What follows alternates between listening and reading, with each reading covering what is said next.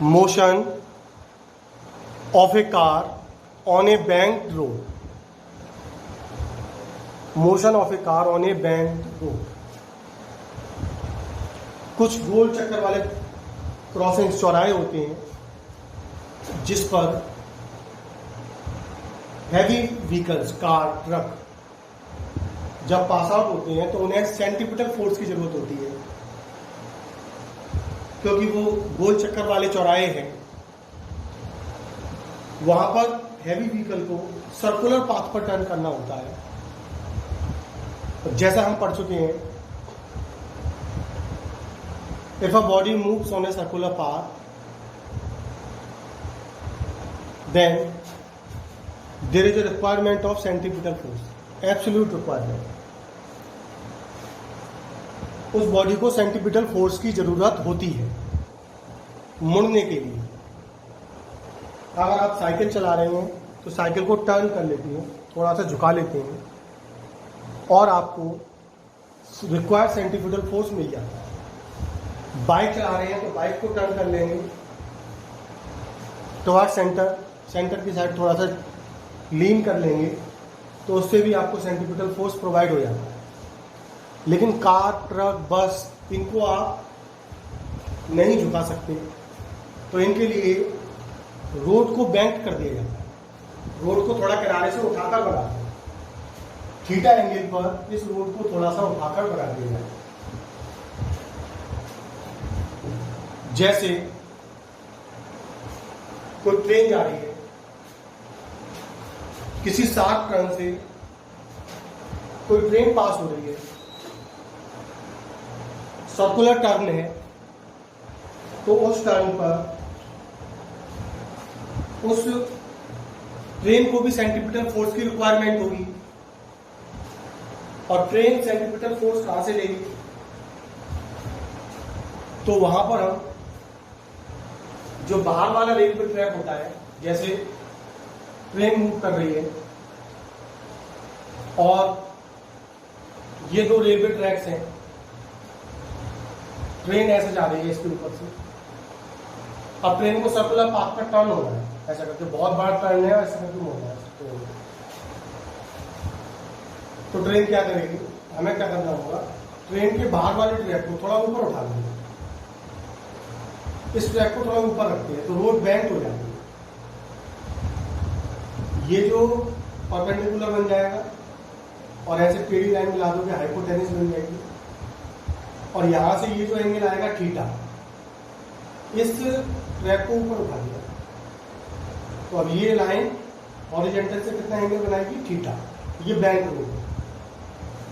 एक ट्रैक यहां पर है और एक ट्रैक को हमने इतना ऊपर उठाया तो ट्रेन अपने आप थोड़ा सा बैंक हो जाए।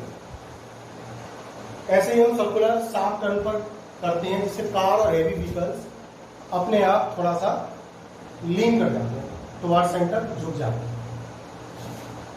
और उन्हें शार्प टर्न पर मुड़ने के लिए रिक्वायर्ड सेंट्रीपिटल फोर्स मिल जाता है।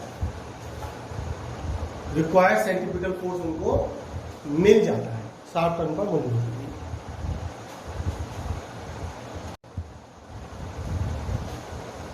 तो यहां हमने थीटा एंगल पर एक बैंक रोड ली हुई है जिस पर से एक कार पास आउट हो रही है। तो जैसा हम पहले भी पढ़ चुके हैं पहले वीडियो में कि weight mg is always vertically down. Weight mg हमेशा वर्टिकली डाउनवर्ड रहेगा। नॉर्मल रिएक्शन जो मिलती है वो परपेंडिकुलर टू प्लेन होती है, 90 डिग्री के एंगल पर, तो ऐसे मिलेगी परपेंडिकुलर टू प्लेन। ये थीटा एंगल है तो नॉर्मल रिएक्शन भी परपेंडिकुलर से थीटा एंगल पर बेंड हो जाएगी, ये भी थीटा एंगल बनाएगी। इस डायग्राम को यहां दिखाया हुआ है। इस कार को हमने पॉइंट ऑब्जेक्ट मान लिया। That car can be treated as a point object. Then its weight works vertically downward and normal reaction end, making an angle 90 degree with road, bent road, normal action bent road के साथ 90 degree का angle बनाएगी as shown in figure. अब हम इस N के component कर देंगे एन कॉस थीटा और एन साइन थीटा। ये थीटा एंगल है तो इधर थीटा है। जब कोई कार पार्क होती है, कार को हम रोक कर खड़ा कर देते हैं। कोई कार पार्क होती है तो उसकी टेंडेंसी होती है नीचे स्लिप करने की, तो फ्रिक्शन लगेगा upward direction. But in that case for maximum speed we have to determine maximum speed for that car to save turn on a bank road. हम इस बैंक रोड पर इस कार की मैक्सिमम स्पीड फाइंड करना चाहते हैं for safe turn, safe return. तो maximum speed के लिए कार की टेंडेंसी ऊपर की तरफ स्लाइड करने की होती है। कार के wheel in upward direction slide करने की टेंडेंसी रखते हैं, तो जिसकी वजह से फ्रिक्शन डाउनवर्ड हो जाएगा parallel to the surface in contact, parallel to bank road. इस फ्रिक्शन की टेंडेंसी हो जाएगी नीचे की साइड। तो ये फ्रिक्शन हॉरिजॉन्टल के साथ थीटा एंगल बनाएगा और इसके भी फ्रिक्शन के हम दो कंपोनेंट कर देंगे, एफ कॉस थीटा और एफ साइन थीटा। ये दो कंपोनेंट कर दिए जाएंगे, F cos theta and F sine theta.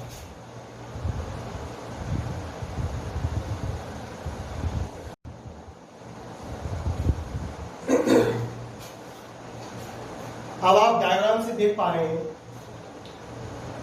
कि N cos theta, M G और एफ साइन थीटा को बैलेंस करना है in equilibrium. N cos theta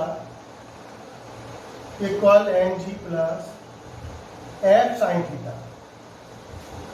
as I told you we have to find maximum speed. Maximum speed के लिए हमें maximum static friction use करना होगा। For maximum speed we have to use maximum static friction. तो मैं यहां पर F S use कर देता हूं। F S means limiting static friction, maximum static friction. तो N cos theta equal N G plus mu S N sine theta. F S की value mu S N put कर दी हमने। F S की value mu S N put कर दी गई है और यहां से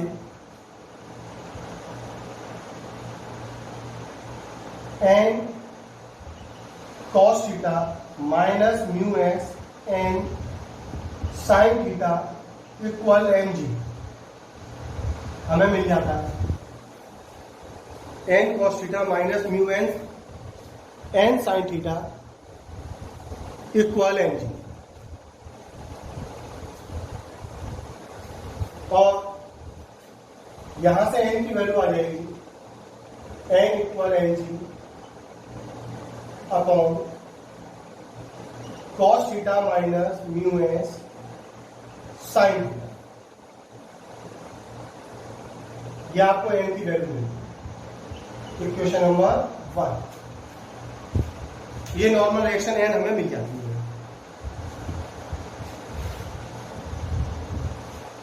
अब आप दूसरी इक्वेशन बनाएंगे। एन साइन थीटा और एफ कॉस थीटा से ये फोर्स सेंटर की साइड लगेगा, तो यही वो फोर्स है जो सेंट्रीपिटल फोर्स में बदल जाएगा। मतलब N sine theta plus F cos theta मिलकर आपको रिक्वायर्ड सेंटीमीटर फोर्स प्रोवाइड कराएगा। N sine theta plus F cos theta must equal to N B square upon R. That is the force which is responsible for required centimetre force. N sine theta plus F cos theta equal N B square upon R. तो यहां इस equation को और बना लेते हैं।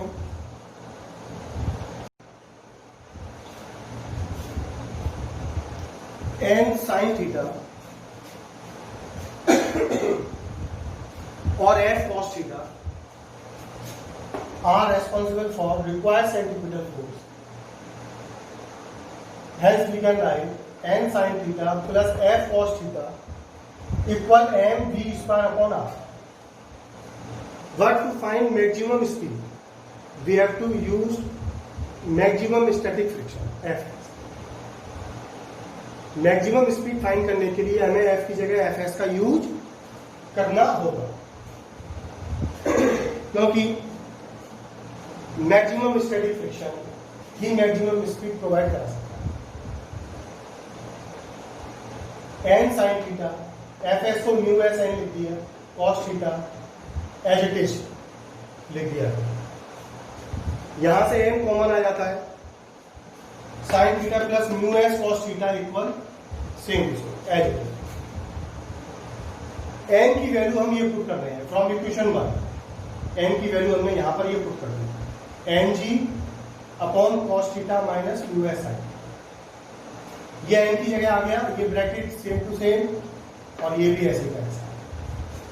Where r is the radius of sharp turn. r क्या है यहाँ पर, जिस रेडियस पर वो कार टर्न कर रही है वो सर्कुलर पाथ की रेडियस है r।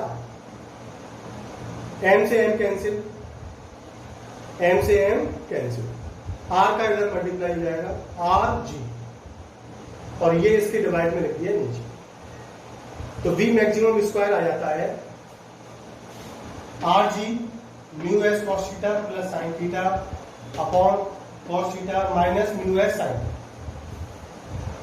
अब हम इसे कॉस थीटा से डिवाइड कर सकते हैं, इसको कॉस थीटा से डिवाइड कर सकते हो। तो कॉस थीटा से जब इसको डिवाइड करोगे आप, जब आप इसे कॉस थीटा से डिवाइड करेंगे तो ये आ जाएगा v maximum square equal R G mu S plus tan theta sine upon cos 10 लिख दिया जाएगा, sine upon cos 10, cos theta से डिवाइड कर देंगे 1 minus mu S tan and B maximum equal root R जी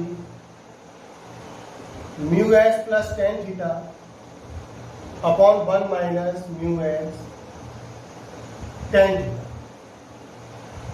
तो ये कार की maximum, ये कार की मैक्सिमम स्पीड है जिससे वो इस टर्न पर सर्कुलर पाथ पर मूव कर सकती है। इफ म्यू एस इक्वल 0,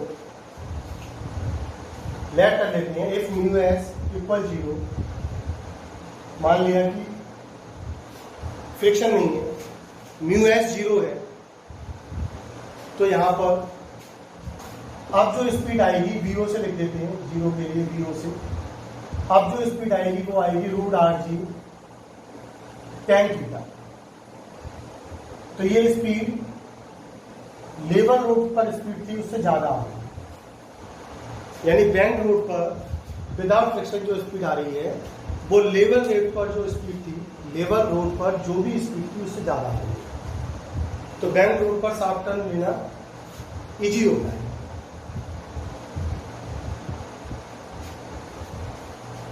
इस स्पीड पर आपको कार को टर्न करने के लिए फ्रिक्शन की जरूरत तो नहीं रहेगी, लेकिन यहां पर फ्रिक्शन की जरूरत नहीं रहेगी, लेकिन आपकी जो गाड़ी के टायर्स हैं वो डैमेज हो सकते हैं। इस स्पीड पर गाड़ी के टायर्स डैमेज हो सकते हैं।